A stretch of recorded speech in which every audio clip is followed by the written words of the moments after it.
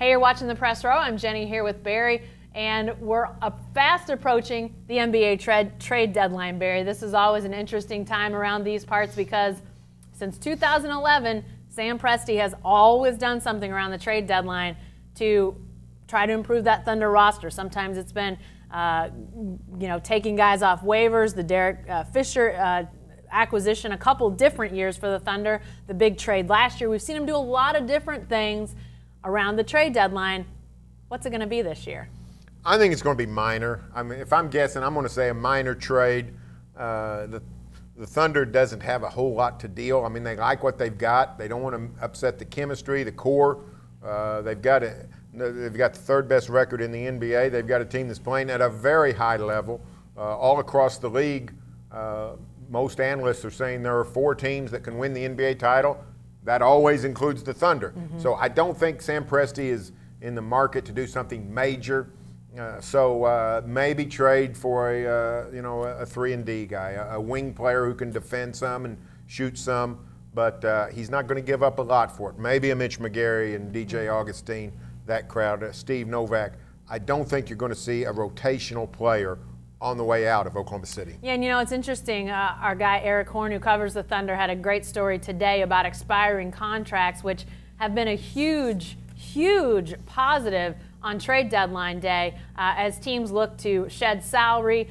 They love to get those guys with the expiring contracts, of which the Thunder has, I believe, 4, Kevin Durant being one of them. I don't think he's going anywhere, folks. But those expiring contracts being such a sought-after commodity, but with this new cap coming on and all this TV money about to hit the NBA, those aren't nearly the sought-after commodity they used to be. But for the Thunder, when you're facing a summer and a couple summers coming up with some big free agents, those expiring contracts are very positive for the Thunder to keep. So sort of the issue of their desire to possibly improve now, but you've got to sort of be managing that salary number, which was a really interesting point. So that sort of leads you to believe maybe they go ahead and keep some of those guys, but maybe a Mitch McGary becomes more likely because of that. Second year of a 4-year rookie contract, tons of potential, caught behind a logjam really at his position. Just feels like he's kind of an odd man out, Barry. Yeah, and nothing against McGary. In his limited time, he's shown that he can play in the NBA. Had a couple of really big games last year down the stretch. But he's basically the third-team power forward in a league where teams don't always play a power forward. Yeah. So, he's playing time is at a minimum. That's why there's talk about maybe McGary moving on down the road. Although, you never know. If Nick Collison eventually will retire, if that's close, maybe the Thunder is saying, hey, Mitch, you're our guy for the future. Just hang tight. Yeah. The Thunder also always has the buyout option, which is pick up a player who buys out of his contract. Did that with Caron Butler a couple of years ago. Right. Worked out okay. Butler averaged 9.9 points a game down the stretch.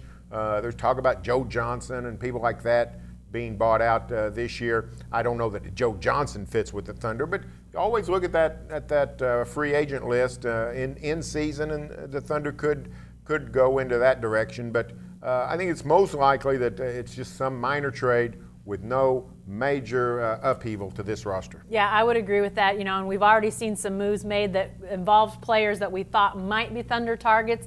Courtney Lee in Memphis already has been traded. I guess it's possible he could be traded again, but that seems unlikely.